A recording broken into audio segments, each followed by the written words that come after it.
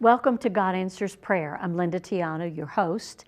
And as we daily, we get to hear stories, people's stories of faith and God's faithfulness to them, how He does hear and He does answer prayer. Today's no exception, but I want to go first to Psalm 139, verse 16, which says, "You saw who you created me to be before I became me. Before I'd ever seen the light of day, the number of days you planned for me were already recorded in your book. Every single moment you are thinking of me." You know, life is so precious, especially to Yahweh. We've been in a battle to protect the life of the unborn for years. Today we have a story of a life that was saved. It was an adoption option. Abigail Macpherson is here to share her story. We'll be right back. Well, welcome back. And I am here with Abigail Macpherson and In His Presence Ministries, right? Out of the Rio communities. So Abigail, tell us a little bit about yourself. Did you grow up in New Mexico? Yes, my family and I have actually lived here 20 years. Actually, this November 17th, we're actually going to be having our 20-year celebration with our church of living here and being my pastors at our church. Right. So you have a story about being born. Yes. Tell us about that. Yes. So I actually was adopted, and I've been adopted my whole life. My parents were at the hospital about like 4 hours after I was born. And the funniest part is my birth mother actually picked my parents because of their profile that they gave them. They had a picture of them with an alligator from a little safari thing they went on, and she was like, "They like alligators, I like them." So I was like, all right. But before my birth mother had decided to put me up for adoption, her original plan was actually she was going to have an abortion with me. And so, you know, she set up the whole appointment, was going through with everything, you know, got to the doctor's office, got her gown on, got ready, was sitting on the table, you know, waiting for the doctor to come in.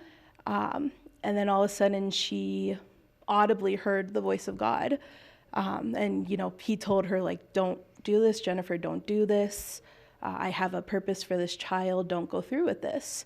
Wow. And that's all it took for her. She said, Thank God. All right, yeah. Wow. And she jumped right up, just grabbed her clothes, walked out the door, and was like, "Never mind, this is not, you know, this isn't the right option to make." And thankfully decided to actually give me up for adoption instead. And how many years ago was that? I am 24 now, so Okay. yeah. And you've met her? I unfortunately did not get to meet her. I actually only, because I had a closed adoption, so I couldn't have contact with any of my birth family till I was 18. But I don't know, I just never decided to once I turned 18. And I actually found them through, I had done an ancestry DNA test, just to kind of see, you know, like what my genes were, what my blood was and everything. Right. And randomly got in contact with like a third cousin and was like, "Hey, you look a lot like one of my aunts. Are you by chance related to these people?" And was like, "Oh," and that was when I was 21. So I did get to fortunately talk to her on the phone one time, but she had a lot of health complications. Like throughout my life, just things, you know, I got told about her. She had multiple different cancers and just all these problems. So that's something even my birth family has, you know, told me. She kind of held on till she got to talk to me, because she unfortunately passed, I think, 2 months after I talked to her. But I, you know, by the grace of God, did get that opportunity to actually speak with her that time. Yeah. I mean, and the Lord knew. Oh, yeah. He knew what lay ahead. That's beautiful. Oh, yeah. So, the background of your family, what your birth parents. Tell us a little bit about them.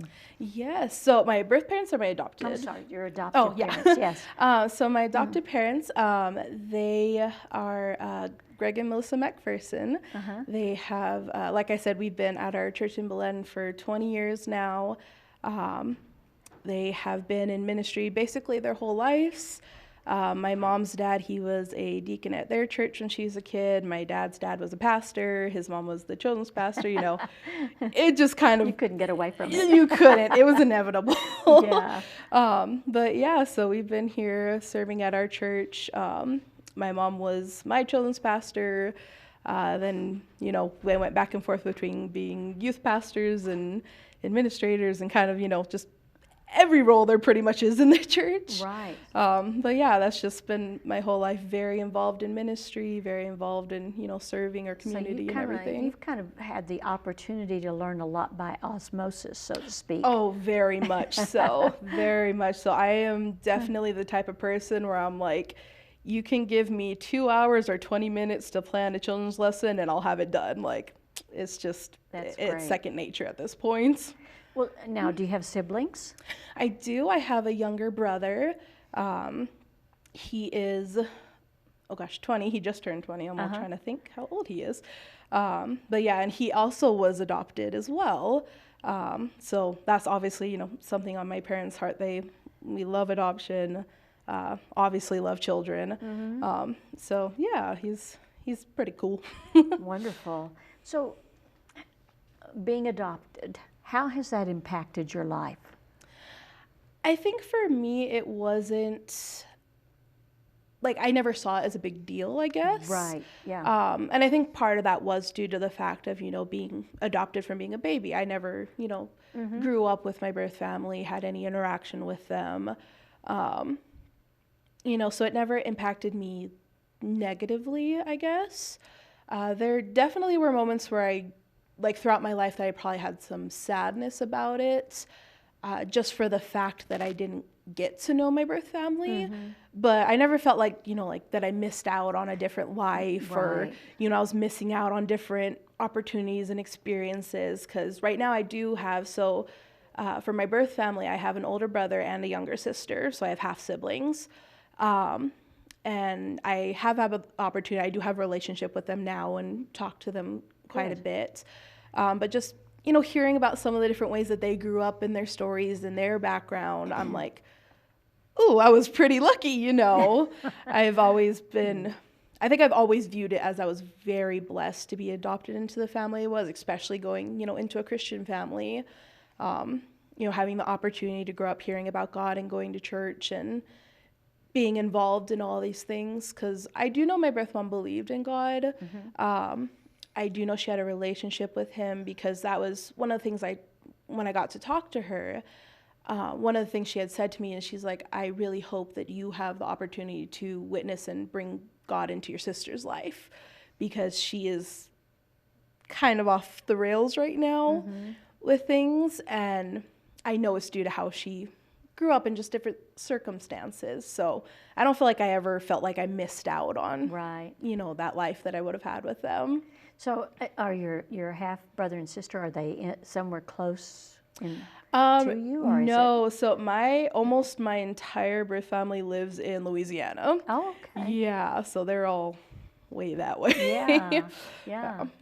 Interesting. As you're sharing, I'm just in awe about how the Lord loved your mom so much. Oh, yes. You know, it just makes me want to cry, because, I mean, I just can't imagine her sitting there and all the things going through her mind, and then to hear his voice. Oh, yeah. And I have a plan for this one. I mean, that is incredible. Oh, I know. And it's one of those things, you know, like, not everybody gets that, you know. No. It's not, you know, like, when you just think about how many women have gone through with an abortion, that it's like God hasn't audibly spoken to each and every one of them. And like, I truly believe that everyone that goes through with that has had a moment where God has spoken to them in some way. But it's a very rare thing that you audibly hear the voice of God like that. So I am always incredibly grateful that He chose my mom. Think about it. I mean, she left this earth with no regrets where it came to you. Oh, 100%. Yeah, that's actually something she told my parents when they were adopting me. She had told them, and part of the reason she picked them, was because they were Christian and he was a pastor and everything. But she actually told my parents, part of the reason I chose you is because I want my daughter to grow up knowing God, so that if I don't get to meet her on this earth, someday I'll meet her in heaven. So she always, it was always on her heart, she wanted me to have a better, life and plan and everything. Yeah, wow. And so you've had no regrets, like you said, No. because you've had a wonderful life. And I mean, your life is still ahead of you. Oh, yeah. And that's why I tell people, I'm like, I never want to make it seem like, oh, my life has been butterflies and rainbows, totally perfect. Nobody's life is. No. There's, always struggles and trials and everything. But, it is like when I look back and, I look at my siblings, it's how my life has turned out is pretty good compared to how it could have been in different circumstances. Yeah. So, with regard to the protection that God gave, I mean, He protected you. Oh, yeah. And I mean, if He protected you then I bet that He's protecting you now. And you probably have some circumstances that you can speak to that, right? Yes. So I actually, even completely taking out my birth story, I have had multiple times throughout my life already that I really should have not, I should not be alive multiple times over. Wow. I actually had, what would have been 2019, somewhere in, I can never remember the exact years. But within a year span, I was actually in 2 separate accidents with a semi that I got hit. Both of them completely totaling my car. And I walked away from both of them completely uninjured. Absolutely no problems, no complications from it. I know, with the first one, I got hit so hard, I kind of spun around the freeway a couple times, hit a bunch of stuff. And even the semi driver, when he got out, he's like, man, I saw it, because I was in a really little car at the time. And he's like, when I saw your car, he's like, I 100% said to myself, oh, she's dead in there. He had no hope that I was okay. And I walked away from it. I think I had a scratch on one finger, and that was it. Wow. No bruises from the airbags, no whiplash, no anything. Didn't have to go to the hospital. Was totally fine. And same thing with the second accident as well. Obviously lost both cars, but I can replace a car much more easily than myself. So, it's definitely the grace of God every time that something has happened, because it's just every time something has happened like that, there's been so many people that have witnessed it or look back on it. They're like, how are you still here? What is going on? Yeah. So, I mean, in the midst of all that, again, it's His plan. Yes. His purpose for your life. I mean, that's kind of heavy. I mean, at 24 years old and thinking and being through all what you've been through so far, and that there's a plan and a purpose that, wow. Yeah. I mean, it's like, what is it, Lord? What? Because He's got His hand of protection over you. And of course, I'm sure that your parents have prayed over you. Yes. Daily, that they cover you with prayer. So that's important. Well, we're gonna continue with this in just a moment. But today, if you are listening to this and maybe you're contemplating not going through with the birth of your baby, I pray that you're hearing the story from this baby that lived, that God had a purpose for. He chose you, and He chose you to give birth. And so, call us if you're having doubts, and if you're getting pressured, you don't know where to turn, call us. We've got prayer partners that will pray with you. The number's right there on the bottom of the screen. We're going to be right back after this. Well, we're back with Abigail Macpherson. And Abigail, tell us, we were just talking about, God's hand of protection over you, and the understanding that there is a plan and a purpose for your life. Has He spoken that into you? Oh, 100%. Okay. Yeah, throughout my life, as I had said with my birth mother, have been one of the people that's fortunate enough to have audibly heard the voice of God actually multiple times. And it almost always has been something along the lines of, I have a purpose for you. You have a plan. You're created with a purpose. God has constantly throughout my life been reminding me of that. Because I have gone through quite a long, significant period of my life, have battled with, depression and just some other things. And God has been so gracious to be constantly reminding me, like, hey, you're going through this, but there's a purpose. You're going to come out the other side of it. And just like, I feel like, especially this last year, I feel like I have been kind of accepting the calling that He's, been putting on my life and stepping out and doing more things. And just really, embracing the path that He's been leading me down. Yeah.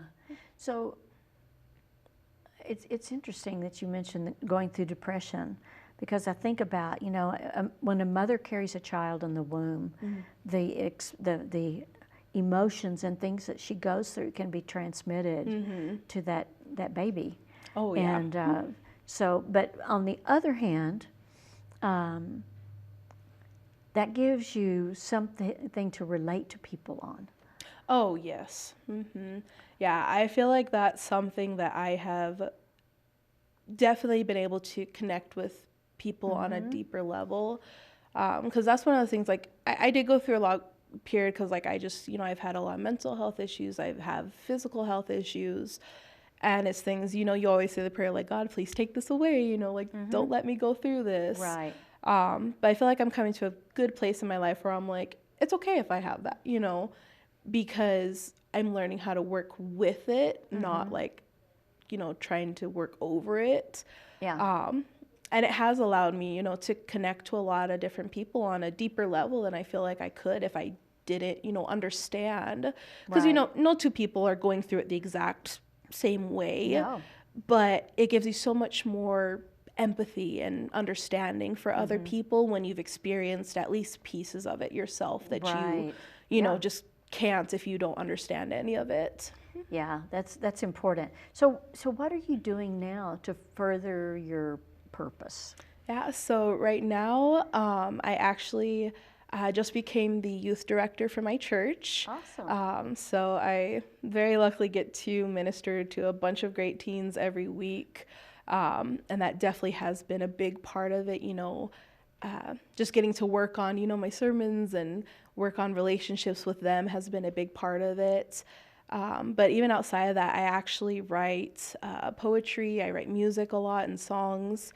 And that's something I've done since I was a kid. My mom can tell you we have papers and journals somewhere of all my little kid ramblings of poems and stuff. But like writing has always just been a big thing that God's put on my heart. Oh, that's wonderful. Yeah, and I just love it. It's helped me get through so much, because sometimes I'm not the best at expressing things with words, like out loud. But God has just really, I believe, given me a special ability and talent to be able to write things well. Right.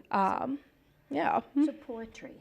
Yes, I love writing poetry. And it's been one of those things that I've learned, like, anytime I write a song or a poem or anything, originally, it starts out as a way to help myself get through something, usually. But the more I've started, sharing it with people and letting other people hear my work and what I'm writing, I've realized, like, really the second somebody else hears it, it's no longer mine. I always feel like it's something that God is allowing me to write it so I can work through something, but it's always been meant for somebody else. You know, I feel like it's something that God has wanted somebody else to hear, or helping them through something else. And do you sometimes feel like it's really, you start out and it's your effort, but as you're pouring your heart out in this, yeah. that he takes it? Oh, 100%. Because I've had even some of my songs. So usually when I write a song, I'll perform it at my church at some point. And it really is just like, as soon as I've had other people hear it, as soon as I'm done singing, I'll have somebody that's like, hey, that spoke to me so much, like, or that's exactly what I've been going through right now. Or even like with my poetry, I have a Bible study group of young women that I'm a part of, and they've really been huge supporters of, you know, pushing me to write more and to share with them and everything. And somehow, without, like, most weeks without even knowing what we're going to be studying that week, the poem or whatever I've written for that week to share with them has gone right along with our lesson. So it's like God is always directing what I write, and the more and more I do it, I'm realizing, you know, it's in some way to help me process things, but like it's always what he wants other people to hear. Amen. Amen. I mean, and you're what are you considered, Gen Z? Yes. Yep, I'm on that weird little millennial Gen Z cusp. Yeah, the that's little like, cusp there. oh. Yeah, because I'm sitting here as you're sharing, and I'm thinking, Father, you know, I mean, I think Gen Z is just awesome. Oh, yeah. You know, I mean, the things that are happening there. But so what is the Lord really putting on your heart with this group of young people that you're working with? You know, because, I mean, they're being bombarded by so much, 100%. and yet they have to know the truth, because that truth is going to set them free to be able to speak what he has them say. Yes. Yeah, I think that's one of the biggest things right now is that I've shared with a lot of different, like, you know, youth pastors and stuff in our area, is just with the age group that we have right now that's in our youth groups. A big word for them is just hopelessness. Like, they have no hope in their future. They have no hope in their present. They think, well, this is the world. We just have to deal with it. It is what it is, you know. Life kind of sucks, but that's fine. Like, that's a lot of their attitudes. Ooh, the big lie. It is. And I think that's one of the things I've appreciated so much with our youth group. The more I've been able to, you know, work with them and minister to them. And, you know, a huge thing is actually creating an actual relationship with them, not just like, you know, hey, I'm your youth director, like, come to youth. Okay, bye. Like, you know, right. Actually talking to them and seeing how they're doing and keeping up with, you know, their school and their friends and stuff like that has helped them so much, because a lot of people do have that opinion, you know, of Gen Z and even, you know, going into Gen Alpha now, that they're like, well, they're hopeless. They're, you know, they're not good for anything. They're crazy. Because the greater plan of God rests within them. Exactly. Yeah, no. And they're just like, they are honestly such an incredible group. They are a bright group. They think of some of the funniest things I've ever heard. They have so many cool ideas. They're real. Like, they're not trying to put on an act that I feel like a lot of people my age and a little bit older try to do. You know, we have to have a certain persona. We have to act a certain way, put on the mask. And they honestly just don't care. They want to be themselves, and they're okay with that. And I think that's something that should be celebrated about their age group, not, you know, looked down on. Wonderful. So, plans for the future? Oh, for the future, yeah. I think right now, like I said, like, I really am just very focused on, you know, ministering to our youth group, ministering to our you know, community, because I haven't always been a person that has wanted to stay in New Mexico. I tried to leave quite a few times. I moved to Texas and then here and back and forth. But pretty much every path I've tried to go to get out, God has led me right back here. Well, I'm glad. And so I'm like, this is the plan. Yeah, I'm so glad he has you here. I want to thank you so much for coming and sharing this incredible story with us. And for those watching today, there's hope. There really is hope, and the Word tells us that. But the greatest way to know that hope is to know the person of Yeshua HaMashiach, Jesus the Messiah. The Father, and the Word tells us that his Father, Abba Father, is the one that's going to draw you to his Son, And then you have a choice to make. Will you say yes, or will you walk away? Today I pray that you're saying yes. And if that's you, and He loves you, He just wants to be with you and to show you His ways, we want to make sure you get a Bible so that you can learn more.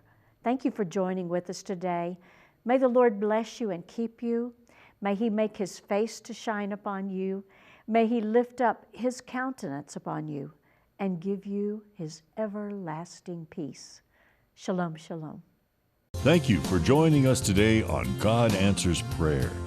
If you or someone you know would like to be a guest on our program, please contact us by visiting kchftv.org and click on Share Your Testimony. Our prayer partners are here to pray for your needs. Call us today at 505-345-4165. We appreciate your prayers and support. Join us again next time for more inspiring stories and testimonies. Remember, God is always listening, and He answers our prayers in His perfect timing.